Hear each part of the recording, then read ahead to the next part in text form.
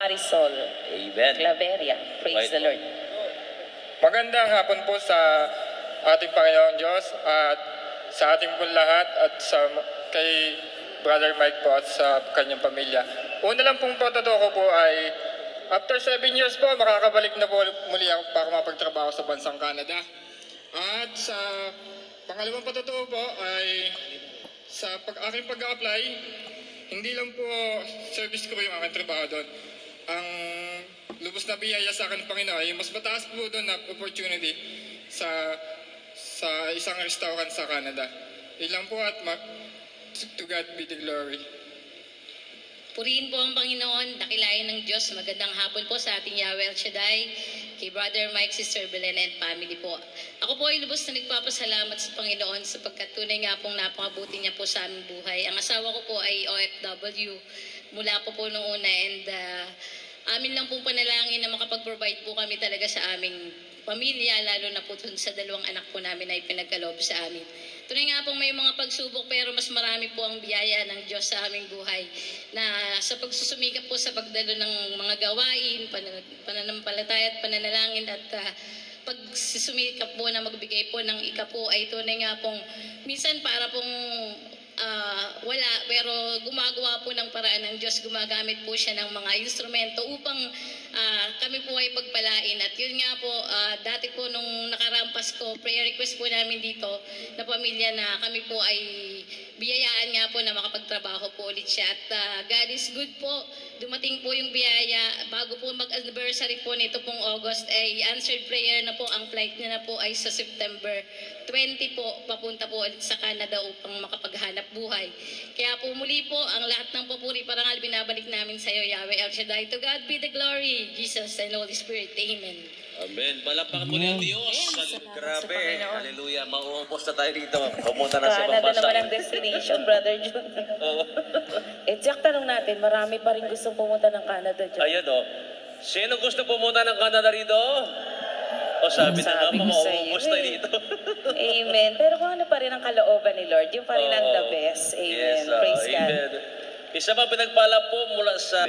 Mapagpalang araw po sa ating pong lahat, brothers and sister. Mapagpalang araw din po sa ating punong lingkod na si Brother Mike C. Balarde. Ang una ko pong pagpapatotoo ay ang pinagkaloob po na pinansyal sa akin ni Lord, lalo na po nung nanganak po ako. Dahil po binigyan niya ako ng trabaho kahit buntis po ako. Ang pangalawa ko pong patotoo ay nung mismong manganganak na po ako kasi madaming hospital po ang hindi tumanggap sa akin kasi wala po silang available na room, wala po silang gamit. And sinabi din po sa akin ng nurse na, "Mother, kailangan niyo malabas yung baby 12 hours nung araw na yon." And praise God po, after ng 12 hours ng araw na yun, miracle po, lumabas po yung baby ko ng normal, safe at healthy po. And pangatlo pong pagpapatotoo ay binigyan po ako ni Lord ng magandang trabaho po na malapit din po sa bahay namin. Lahat po ng papurit parang ay binabalik ko po sa ating Yahweh El Shaddai. To Praise the Lord. God be the glory po. Amen. Amen. Talagang tayo ni favorite si sister na ating Panginoon. Talagang pinag... Dito ka sa kaliwa, isang sigaw ng malakas. Ayan, dito sa kanan. Ayan. Sa magkabila. Lahat po tayo, purihin natin ang ating Panginoon. Lahat. Ayun. Marami, Praise Brother God. Hallelujah. Okay, isa pa pinagpala mula po ulit muli sa ano to? At Taguig City, ang ating kapatid. Sister Rebecca Milano. Ayun. Mapagpalang hapon sa inyo mga brother and sister. Brother Mike, mapagpalang hapon po. Ang unang ipatutuo ko po, ang kabutihan po ng Panginoon. Ang kagalingan ng bunsong anak ko po, na ngayon po ay may asawa na. Siya po ay nagsukang tae po. Halos mapuno yung langganan ng suka niya at saka dumi niya. Purihin ng Diyos, talaga po lupay-pay na siya. Pasko po nangyari yun. Wala pong makuha kaming sasakyan. Wala kaming ginawa kundi magdasal at magdasal. Purihin ng Diyos at bigla pong nawala yung pamumutla niya at nawala yung sakit. Ang ikalawa kong pong ipapatutuo tungkol po sa ikapo. Kami po ay nawalaan po ng trabaho ang brother husband ko. Pero patuloy po ako rito sa gawain ng Panginoon. Nag-ikapo po ako. Purihin ng Diyos. Lahat ng utang ko po, nabayaran ko po. Financially po, nakaahon po kasi kahirapan. At pangalawa po, hindi na po kami nagkukulang. Ang pangatlo ko pong ipatotoo, ang kabutihan ng Diyos, pinupuri ko talaga siya. Kasi kung wala ang Diyos, baka ngayon patay na po ako. Ako po ay na-slide sa CR. Matindi po ang pagka-slide ko. Ang unang bumagsak ko po itong likod ko kasi may isang hakbang pa po. Ngayon po nung bumagsak po ako, para po ang ulo ko bumagsak sa ulo na para pong may pumalo sa ulo ko ng isang dos na kahoy sa lakas ng impact ng ulo ko. Ngayon po, na lumabas ang apo kong binata, sabi siya, si nanay. Tinawag niya yung asawa ko, ang anak ko. Binuhat nila ako, sabi ko, magdasal tayo, manalangin tayo sa Diyos. Sabi ko, hilutin niyo ang ulo ko, mai-massage niyo. Kasi antok na ako, nakaramdam na po ako ng antok. Purihin ng Diyos, nilabanan ko po yung antok ko na yun. Hanggang sa makarating ako sa pagdadasal, sa pagro-rosary. Purihin ng Diyos, hanggang ngayon po, hindi po sumasakit ang ulo ko. Salamat po Panginoon. Kaya ako po ay nagpupuri sa iyo, napakabuti niyo po, Panginoon, sa akin. Hindi niyo po talaga ako pinababayaan, Lord. Thank you, Lord. Purihin ang Diyos. Hallelujah. Glory to God. Salamat sa pag-iingat ng ating Panginoon. Tunay no, talagang, kasi alam natin ang Diyos ay walang bagay na mahirap sa gali. Amen. Sa mga tao pong may panananalig at pananampalataya, may pangako ang Diyos sa atin sa Mark 9:23. Mapangyayari daw ang lahat ng bagay sa may pananalig. Amen. Kaya sa lahat na meron yan, talagang answered prayers na Amen. At gali. tandaan natin, yung pagdalo-dalo natin sa gawain ng Panginoon, yan yung nagdadagdag no? Oo, amen. Nagdadagdag ng ating pananalig sa Panginoon. Correct Praise the yan. Lord. Okay, palakpakan sa Lord. Purihin ang Diyos. Hallelujah.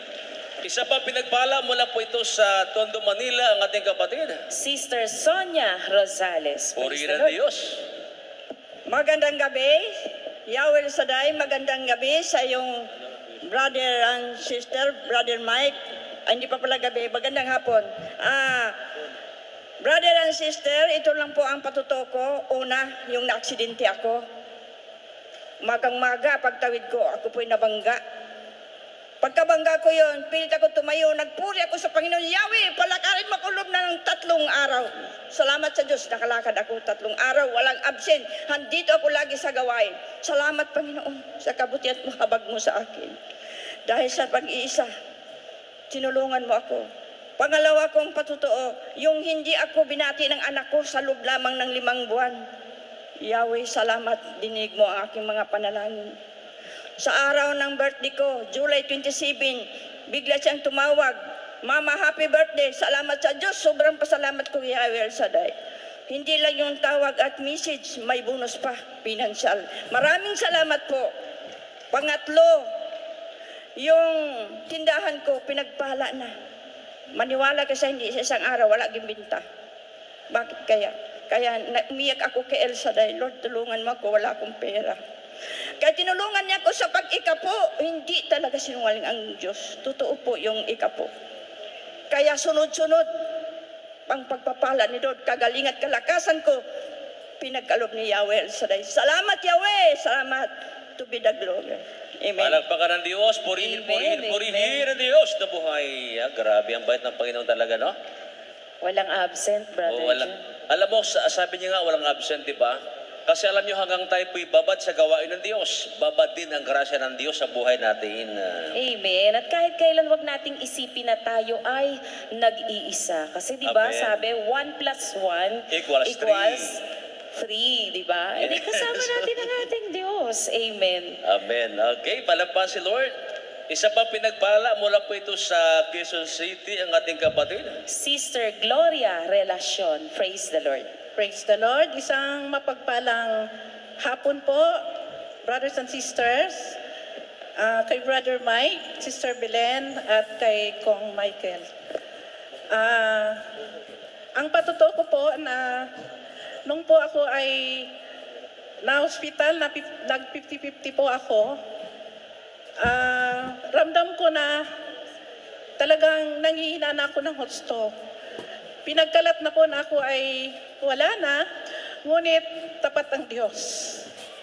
Nangako ako sa Panginoon na, Lord, maglilingkod po ako sa iyo.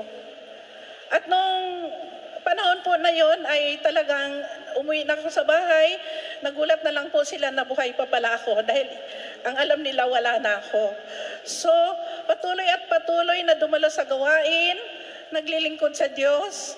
At recently lang po, bago mag-anniversary, nagkaroon po ako ng karamdaman muli na gaya nung sinabi ng sister na slide din po ako, yun ang karamdaman na yun na hindi ako makakalakad. Nung na-slide po ako, nakakapagtataka po dahil yung aking, kung may slide ka diretso, bagsak yung puwit mo, parang may sumalo sa akin, walang damage po. Yung aking paa ay napunta sa, pa-split po ako. Salamat sa Diyos, sinata ko lang po ang aking paa at niniligtas ako ng Diyos. Kaya sabi ko sa Panginoon, Lord, ano ba itong mensahe mo sa akin? Kaya bago mag-anniversary po, talagang mabuti ang Diyos dahil anniversary mismo nung sa Luneta po, may tumawag na po sa akin na, Mare, nandito na yung sasakyan mo. Noong araw na yon, alangan na maunahin ko siya kasi papuntahin niya ako. Sabi ko, Monday ko na pupuntahan yan, Lord, thank you. Kaya ang saya ko noong anniversary po. At ang sabi ko sa Panginoon, Lord, kung ito'y kalooban mo, ay itong sasakyan na to na matagal ko nangingi, magamit sa negosyo at sa amin po na masakyan papunta dito sa Ambel. Salamat sa Panginoon dahil sa kabutihan niya. Ako din po ay bagong nahirang na nag-reor po ang aming chapter, naging secretary treasurer po muli. Dahil dati po noon akong tinawag, ako po ay isang secretary treasurer hanggang naging coordinator at nawala at ibinalik muli ng Diyos. Salamat sa Panginoon at pinagkatiwala niya sa akin bilang manggagawa, core group sa isang gawain. Sa kabila ng lahat, napakarami pong pagsubok, ngunit ang Diyos ay tapat. Papuri po sa Diyos na buhay. Tayo pa ay maglingkod ng gusto, gaya ng ginawa ko na ako sa Diyos. Tapat ang Diyos, siya ay mabuti para sa lahat. Amen. To God be the glory. Palakpakan ng Diyos, purihin muli ang Diyos, buhay-buhay na palakpak sa Lord. Hallelujah. Glory to God. Grabe, no? May nadulas, may nabangga, pero walang tama. Maraming pag-iingat ang Panginoon. Lahat ay pinagaling ng ating Diyos. Pinagaling ng Diyos. Yan, ang mga anak ng Diyos. Iniingatan tayo ng Panginoon. Okay. Isa pa pinagpala po sa Nagali mula sa Tansa, Cavite. Ang ating po kapatid, Sister Sofia Bisco. Praise the Lord. Magandang araw po, lalo na po sa ating Yahweh El Shaddai at sa ating punong lingkod at pamilya. At sa inyo po, brother, sa inyo pong dalawa, hallelujah, praise the Lord. At ako po'y lubos na nagpapasalamat sa ating Panginoong Hesus nang dahil po sa karamdaman ko na ako po'y naditik ng doktor na ako daw po ay may cyst. Salamat po sa Diyos at lubos niya akong pinagaling. Alam po ba ninyo mga brother and sister, basta maniwala lang po tayo sa maliit na bagay, malaking bagay. Ito pong buti na to, 4 na buwan na po sa akin. Mga sister at brother na gumawa po ng paraan na nakarating po dito, humingi po ako ng tubig na tira sa ating punong lingkod. Maraming salamat po sa kanila at sa ating punong lingkod. Na ito po hanggang dito ang tubig, dinadagdagan ko hanggang ngayon, ito po ang gamit ko. Maraming salamat po sa ating punong lingkod at I love you Brother Mike. At salamat po sa babahagi mo sa amin, sa aming pakikinig. At naniniwala po at nagtitiwala anumang bagay na matatanggap sa bawat araw, bawat minuto, ay pinapasalamatan ko po. Una sa lahat, Brother Mike, ang tubig na ito, lubos kong pinapasalamatan sa inyo at ako po'y pinagaling, bagamat umiinom pa rin po ako ng gamot. Ang pangalawa po, ang sabi po ninyo, mag-drawing ang numang bagay. Ang dinuruin ko po, bahay.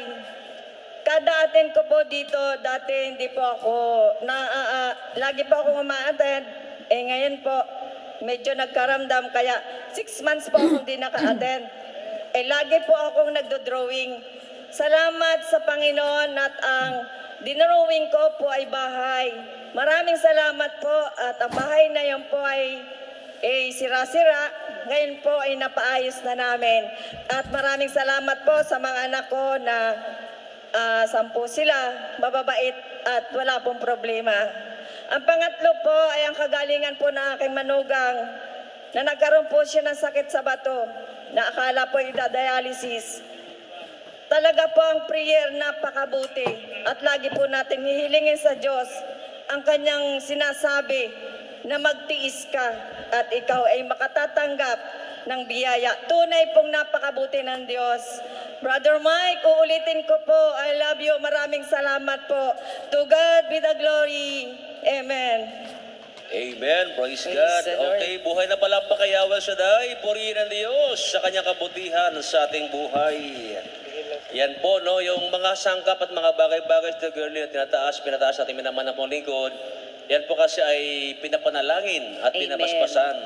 At kung tayo manalig at mananampalataya, sa pamamagitan ng tubig na yan, pag iminom tayo niya na manalig mananampalataya tayo sa Diyos, talagang tayo ay gagaling. Amen. Dahil ginagamit yan na instrument, kasangkapan ng ating Panginoon para daluyan ng ating kagalingan, biyaya at lahat-lahat na katulad ng pinatotoo ni Sister kanina. Amen. Kailan na ba tayo? 9? Opo, dyan na po tayo sa okay, lipat isang tayong Bacoor. pinagpala mula po sa Bacoor City, Cavite, ang ating kapatid. Sister Emily Hayahay. Praise the Lord. Purihin ang Diyos. Hallelujah. God is good all the time. Amen. Mapagpalang hapon po, Brother Mike at sa kanyang buong pamilya. Lord, maraming salamat po sa pagpapala at biyaya na pinagkaloob mo sa amin. Dati po, nangupahan po kami. Ngayon, salamat sa Diyos, may bahay at lupa na kami dahil sa ikapo, totoo po ang ikapo ay nagbibigay buhay sa lahat sa atin. Amen? At pangalawa po ay salamat rin ako sa Panginoon na may sasakyan din kami kahit man maliit o malaki man, bigay din sa Kanya na pinagkatiwala sa amin. At salamat sa Diyos na sa pagpapala at biyaya may mga pagsubok pero ito'y nagbibigay buhay sa atin. At salamat din sa Panginoon dahil sa darating na Wednesday, 50 years na ako. Lord, salamat sa buhay na pinagpala galing sa iyo. To God be the glory. Amen and amen. 1 plus 1 equals 3. Power, power, power! To God be the glory. Yan, hallelujah. Power talaga yan, ating kapatid. Amen. Isa pang power, ating kapatid, mula sa Quezon City, ang ating kapatid, Sister Journey.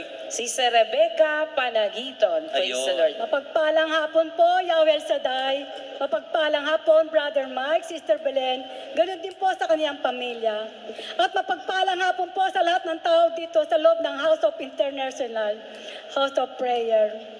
Ang akin po papatuon, 1990 nang una po ako matawag sa El Shaddai, sa Araneta, sa PICC at sa POCAT. Pero tapos na po yun, hindi po agad ako nakabalik dahil maraming trial.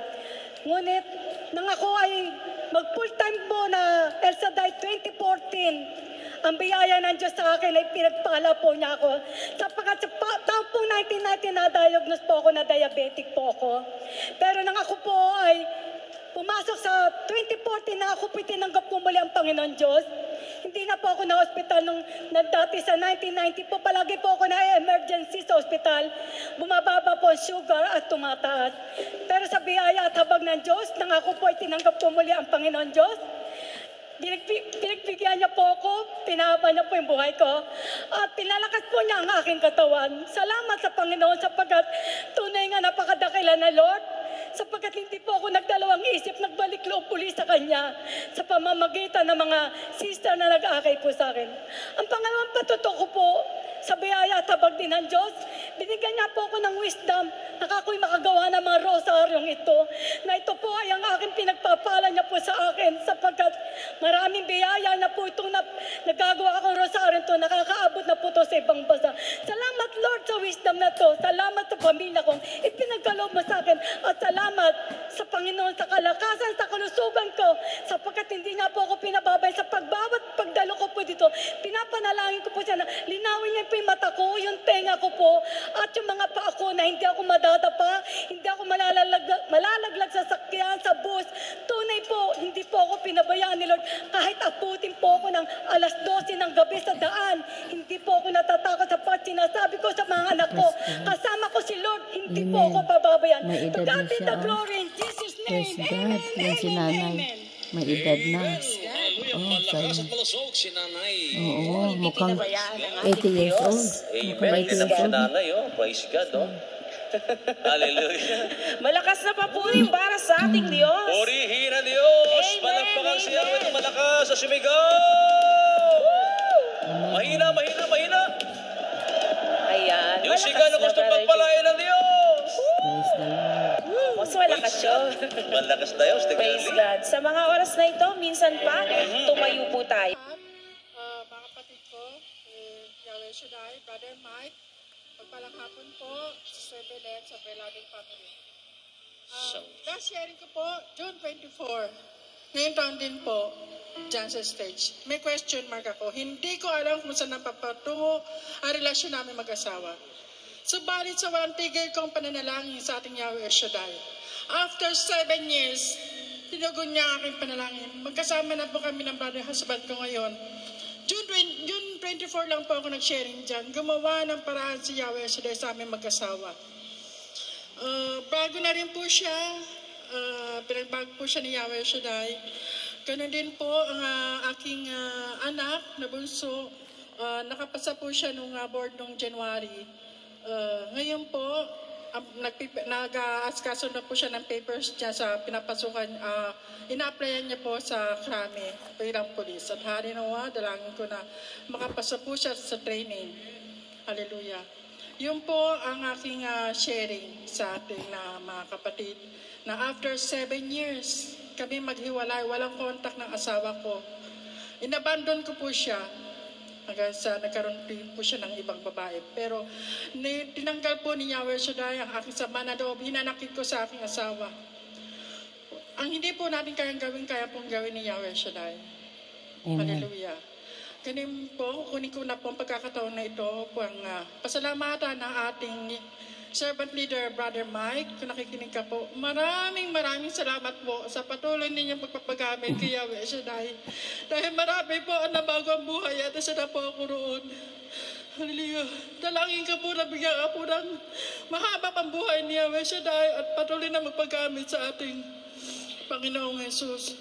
To God, all the glory. Amen. Amen. Purihin ang Diyos. Hallelujah. Palapakan si Lord ng malakas. Hallelujah. Ayan si Rajan Garli, ang isang pinagpana ng kapatid. Amen. Wala talagang imposible sa ating Yahweh El Shaddai. Amen. 7 years without communication, pero ang panalangin talaga ng taong matuwid at nagpapakumbaba sa Ayun. Panginoon ay dinirinig. Amen. Praise the Lord. Praise God. Isa pang pinagpala po mula sa Pasay City ang ating kapatid. Brother Gary Poblete. Praise the Lord. Purihin ang Diyos. Pinagpalang hapon po sa ating lahat, sa kay Brother Mike at higit sa lahat sa Panginoon po at sa inyo pong lahat. Ang ipagpapatuto ko po o isi-share yung divine protection po ng Lord sa akin. Kasi ilang beses na po ako muntikan kuna ng buhay o maano po, no? Disgrasya. Ilang beses na po ako na aksidente. Bata pa lang po ako noon. And then yung pangalawa po, yung blessing po na patuloy po niya ipinagkakaloob. Amen. And then yung pangatlo po, sabi ko, Lord, ipagpapatuto ko ito sa stage. Pasensya na po kasi first time ko talaga to. And medyo kinakabahan ko. So sabi ko po, Lord, ipagpapatuto ko to sa stage kapag nangyari na po. Amen. And then kahapon nga po, pag-report ko po sa CJ Bob, sa Villamor Air Base. Kamkrami. Grabing Sundalo yata ito si brother. Answer prayer na. grabe saya ko po kasi Answer prayer. sabi po nung ni technical sergeant, Tuwason. Kung nakikinig ka po ngayon, pinapalang hapon po sa inyo. Salamat po kasi isa na po akong ganap na miyembro ng AFP. To God be the glory po. Purihin ang Diyos para pangalan ng Panginoon. Hallelujah. Answered prayer pa rin ang kapatid natin. First of the Yung Philippines. buhay na palakpak sa Diyos. Yung buhay na buhay. Amen. Salamat sa Hallelujah. Diyos. Glory to God. Praise the Lord. Yan po ang unang group po ng patotoo sa Ambel sa araw po na ito, 16th of September. Salamat sa Diyos. Tunay nga po, walang imposible sa ating Panginoon. Nakaka-bless po yung nagpatotoo na sabi niya, sila ay naghiwalay ng asawa niya for 7 years without contact. At sa pamagitan ng pakikinig ng banal na salita ng Diyos, siya ay nagkaroon ng kapatawaran sa puso niya. Pinatawad po niya ang kanyang asawa, and then ang Panginoon ang gumawa ng way upang sila ay magkatagpo at magkasundo at magbalikan at nakasama na rin po niya sa gawain ng Diyos. At kapalit po noon ang pagpapala ng Panginoon sa kanilang buong pamilya dahil ang kanyang anak ay pinagpala na makatapos ng pag-aaral at nakapagtrabaho, at syempre naging source of blessing po nila sa kanilang pamilya. Kaya salamat sa Diyos. At yung isa pa na kapatid na siya po ay isa sa mga naglilingkod po sa gawain ng Panginoon, treasurer secretary at naging coordinator. And then dumating yung time na siya nagkasakit at naipabalita daw po sa mga tao na siya daw ay wala na, patay na. Pero sa kanyang pananalig sa Panginoon, sabi po niya sa kanyang panalangin, Lord, pagalingin mo lamang po ako at patuloy akong maglingkod sa iyo. At yun nga po, salamat sa Diyos. Patuloy po siya naglilingkod sa ating Panginoon. Siya po ay dinugtungan. Dinugtungan po ang buhay niya. Kaya sa aking pakikinig nito, naalala ko po ang anak ni Sister Alda, na si Sister Abigail, na alam ko walang imposible sa kanya kung siya ay mamanata o mangako sa Panginoon na, Lord, dugtungan niyo po ang aking buhay. Yun po ang sasabihin niya. At pagalingin, palakasin, at ang kanyang second life ay iaalay po niya sa Panginoon sa paglilingkod sa gawain ni El Shaddai. Yung paglilingkod na hindi lamang yung nakikinig, kundi nakikinig at nagsasabuhay. At tayo mismo ang lalapit sa gawain at magsabing, andito ako, utusan niyo ako kung anong kailangan dito. Like example, tagawalis ng gawain, pagkatapos ng gawain, tagawalis. Yan isang paglilingkod na rin po yan mula sa puso natin. O kaya sa ubasan ng Panginoon, sa congregation o sa ministeryo ng Panginoon ay nangangailangan ng tagahugas ng pinggan after ng gawain, kasi may mga gawain na mayroong salo-salo together after po ng pagkain ng spiritual, may pagkain na pampisikal. So yun po, nagliligpit ng mga hugasin, nagtatapon ng basura, yan ay paglilingkod. At kung mayroon naman pong talent na pag-awit, ay siya hindi na kailangang magsabing, oh sister, halika, join ka sa amin, kundi tayo na mismo na alam po natin na itong talent na ito ay galing sa Panginoon, ibigay na natin sa Kanya. Lord, narito ako. Itong boses ko na napakaganda, ialay ko sa iyo. Dahil ito ay para sa kapurihan mo. At kung may talent naman sa pananalangin, ay magsabi na lang doon sa ministry na kung ano po yung mayroon tayong intercessory ministry. So kusa na po tayong lumapit sa pamunuan at magsabing, narito ako, gusto kong ialay ang aking sarili, aking buhay sa pananalangin para maging isang membro sa intercessory prayer. So yun po, at basta patuloy lang po tayo. Alam ko ang Diyos may magandang plano sa bawat isa. Opo, kaya purihin natin ating Diyos na buhay. At ang ating buhay sa mundong ito ay mabuhay tayo na may purpose for the glory of God. Huwag po nating sayangin dahil sabi nga po, life is short. So, life is short in this earth, pero ang ating buhay ay forever. Forever, dahil sabi nga po ng isang pari na kinapakinggan kahapon na